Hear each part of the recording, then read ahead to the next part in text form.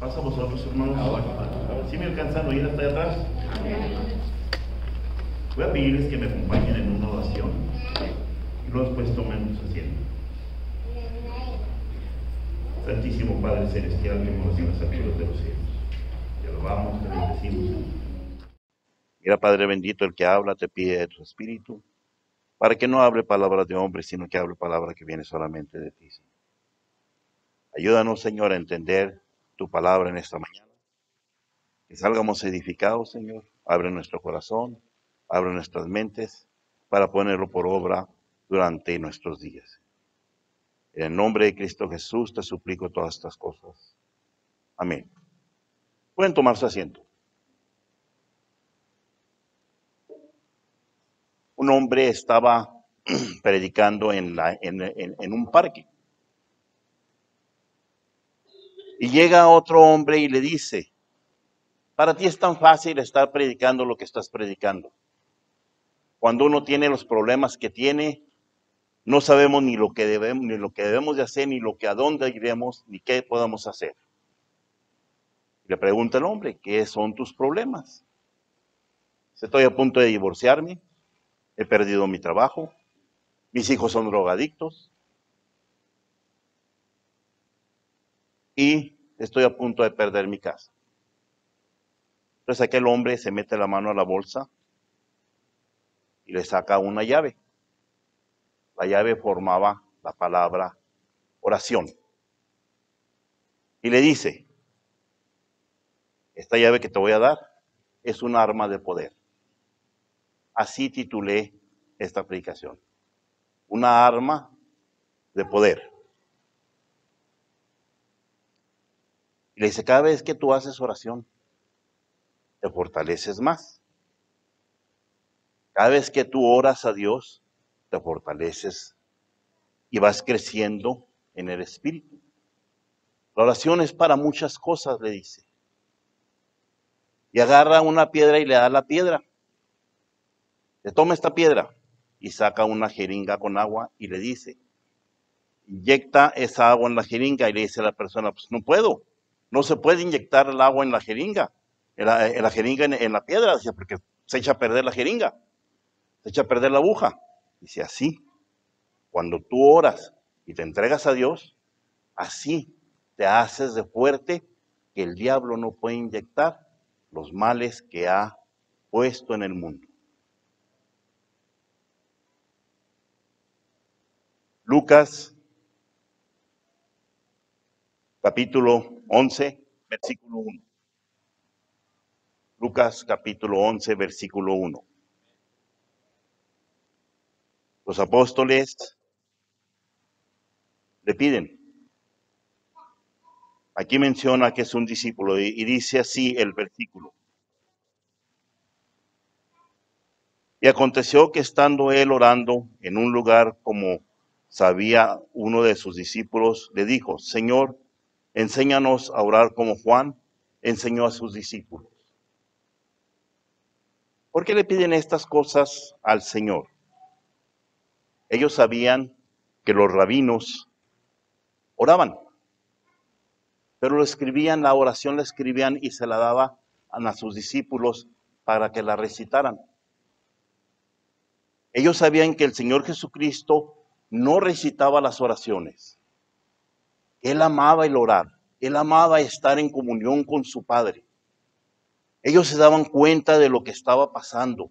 Se daban cuenta que la oración que el Señor hacía era una oración muy diferente a lo que los rabinos enseñaban a sus discípulos. Los rabinos de aquel entonces, eso era lo que hacían. Hacían las oraciones, las escribían y se las daban a sus discípulos para que las recitaban. Ellos se daban cuenta que él no estaba recitando la oración. Por eso les dicen: enséñanos a orar como tú estás orando, como tú sabes orar. No queremos orar como los rabinos, aquellos que enseñan a sus discípulos y les dan eso para que lo reciten. No queremos eso. Por eso ellos están diciéndole: enséñanos a orar como tú estás orando. La oración restaura. La oración libera. La oración multiplica. La oración hace muchas cosas. Hablaba nuestra hermana Brenda acerca de la pandemia. Con oración podemos detenerla. Marcos, capítulo 8, versículo 6. Los apóstoles sabían que con esa oración y con las oraciones que él hacía, se hacían muchos milagros, se hacían muchas cosas. Y ellos sabían, porque habían visto esto. Marcos capítulo 8, versículo 6. Entonces, andando a la multitud que se recostara en tierra y tomando los 7 panes, habiendo dado gracias, partió, dio a sus discípulos en los pusiera delante de y los pusieran delante de la multitud. Estamos hablando de aquellos panes y aquellos pececillos. Él oró y dio gracias. ¿Y qué pasó con aquellos? Aquellos panes y aquellos pececillos se multiplicó, que dio de comer a 5,000. Alimentó a 5,000. Y dicen que todavía sobró.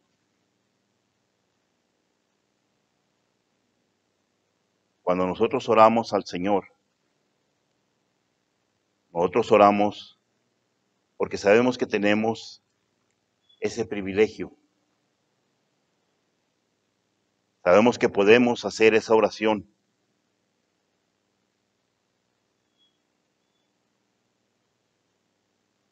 Mateo, versículo 17. Mateo capítulo 17, versículo 21. Y creo que todos conocemos este versículo, creo que lo hemos visto. Y ese privilegio tenemos nosotros, porque esa generación somos nosotros. Dice Mateo capítulo 17, versículo 21, dice así: mas este linaje no sale sino por oración y ayuno.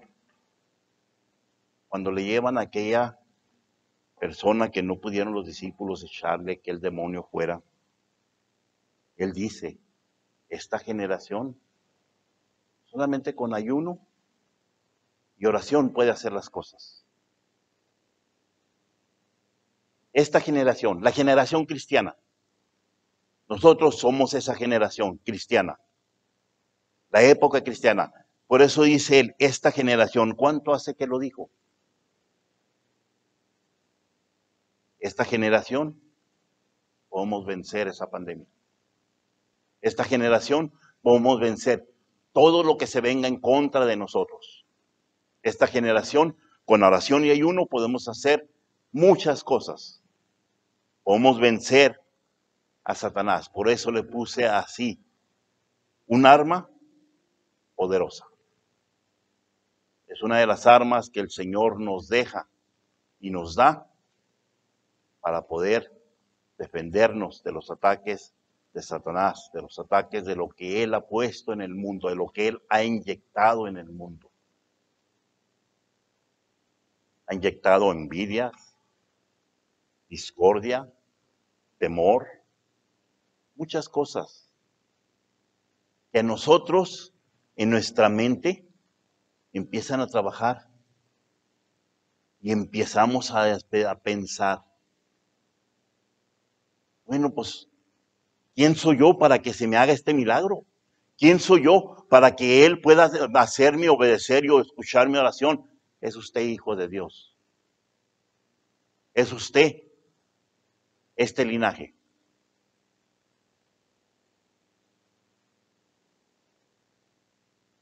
Dice Santiago, capítulo 5.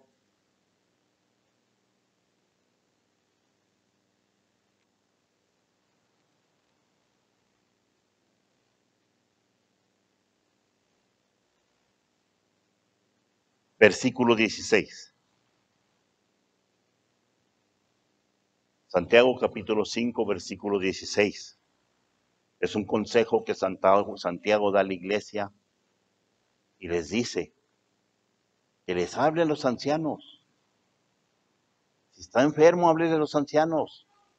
Y si está en pecado, hasta el pecado se irá. Pero dice, fíjense lo que dice el versículo 16. Santiago capítulo 5, versículo 16 dice, confesaos vuestras faltas unos a otros y ruego los unos por los otros para que seáis sanos. La oración justa obra eficazmente puede mucho.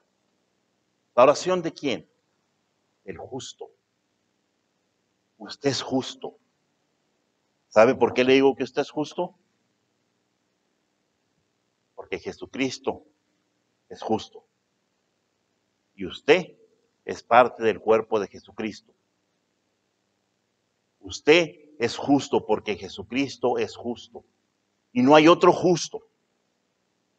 Puesto que tenemos la referencia de que Pilato se lava las manos y dice,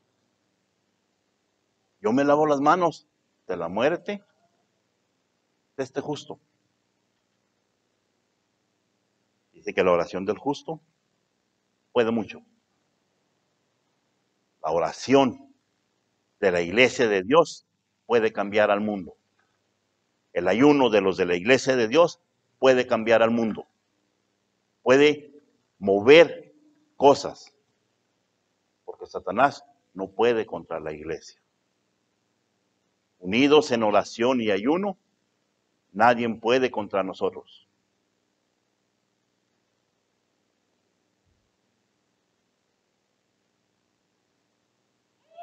Isaías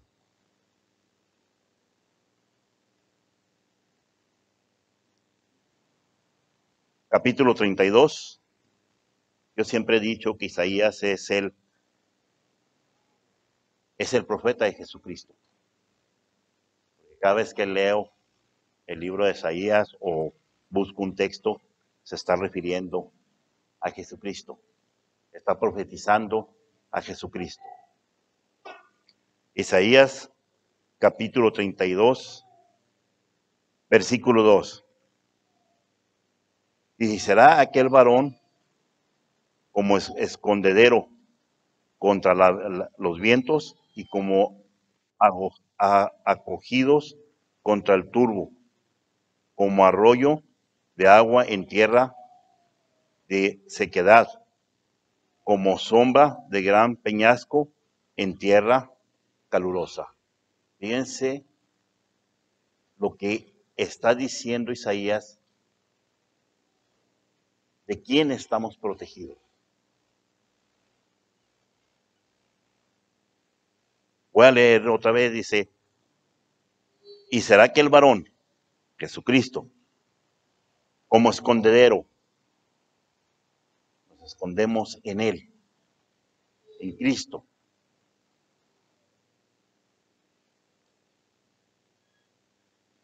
Dice, contra el viento y como acogidos contra la turbulencia. ¿Hay turbulencia ahorita?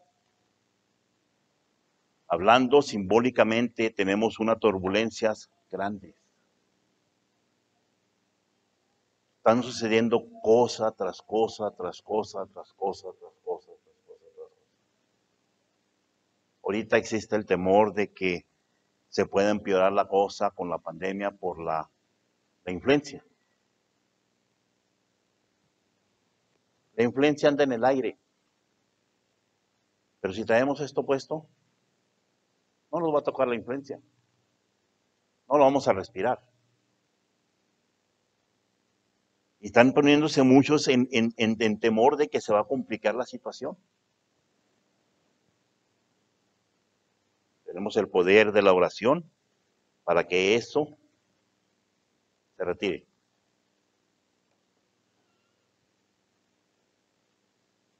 Dice, en arroyo de aguas en tierra de sequedad.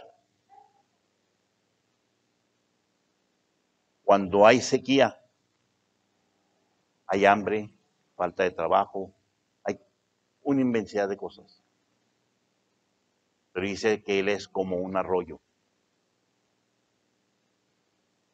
Y lo podemos poner también de una forma espiritual. Cuando estuvimos que no pudimos venir a la iglesia, ¿a cuántos nos hizo que dejáramos de amar al Señor? Creo que a ninguno, porque a todos los veo aquí y si no, vienen en la tarde. De alguna manera o de otra, por enfermedad o por situaciones, a veces vienen, a veces no vienen, pero de todas maneras aquí estamos y ninguno se retiró de la iglesia.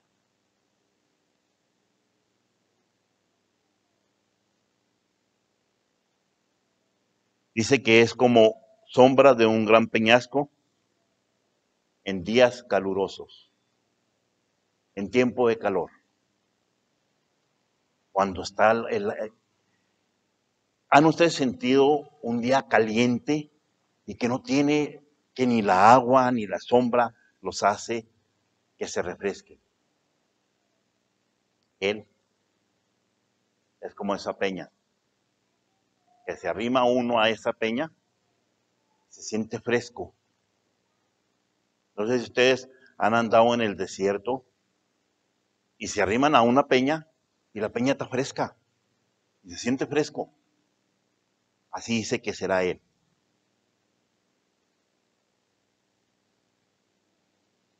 Todas estas cosas nos las da el Señor a nosotros. Romanos capítulo 8.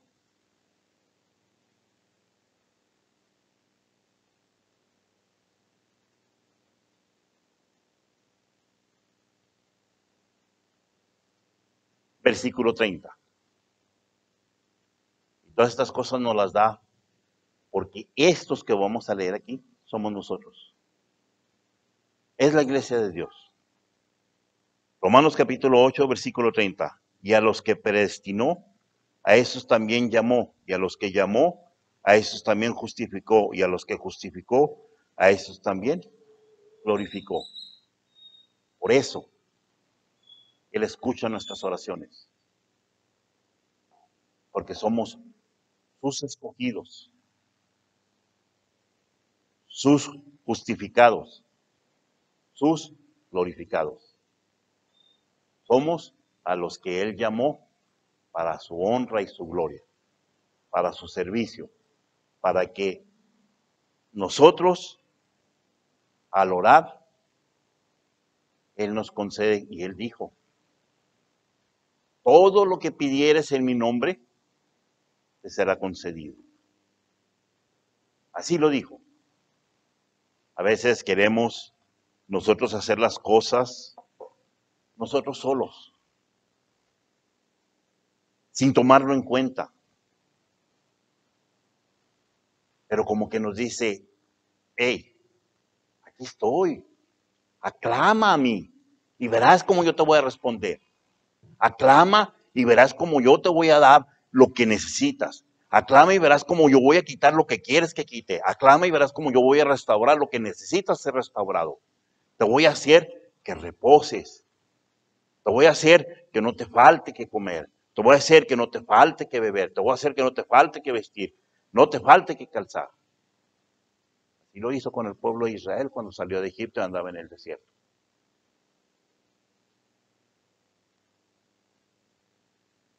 Hechos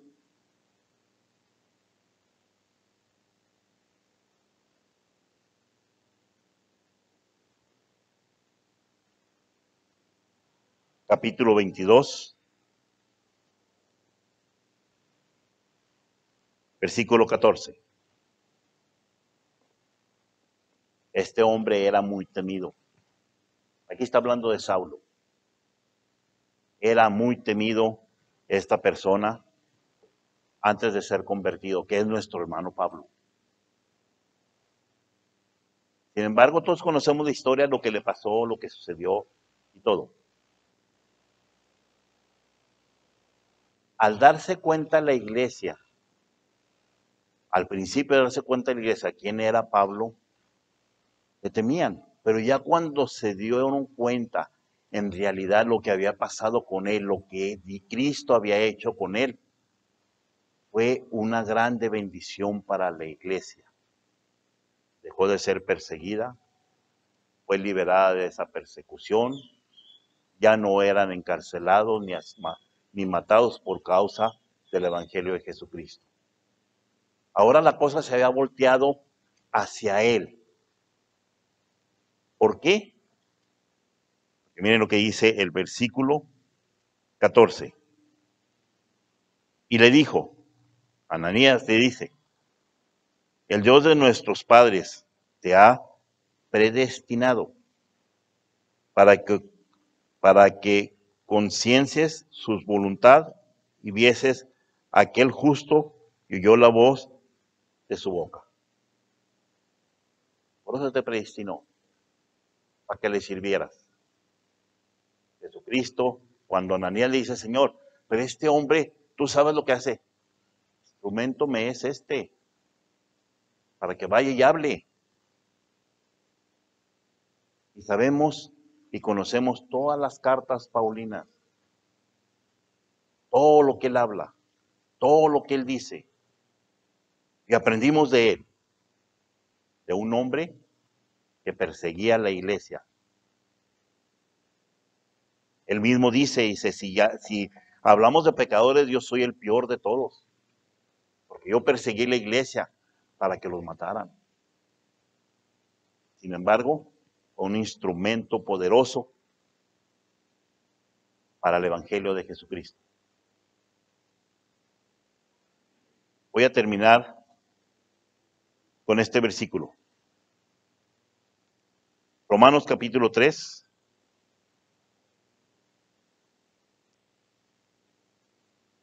Versículo 29.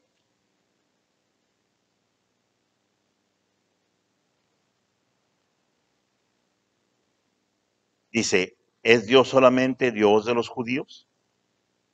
¿No es también Dios de los gentiles? Ciertamente, Dios de los gentiles. Es Dios nuestro. Usted como gentil, añadido a la buena oliva, es Dios nuestro. Es nuestro Dios. Jesucristo es nuestro Cristo. Muchas personas hablan de Jesucristo, conocen a Jesucristo en su manera, pero de todas maneras hacen milagros, porque lo hacen en el nombre de Cristo, porque Él es también Dios de los gentiles, no nomás Dios de los judíos. Como mi Dios, yo le puedo pedir, yo le puedo decir, Señor, enséñame a orar, enséñame a pedirte las cosas bien, para que este mundo se componga y para cuando tú vengas, esté listo para recibirte. Que el Señor les bendiga.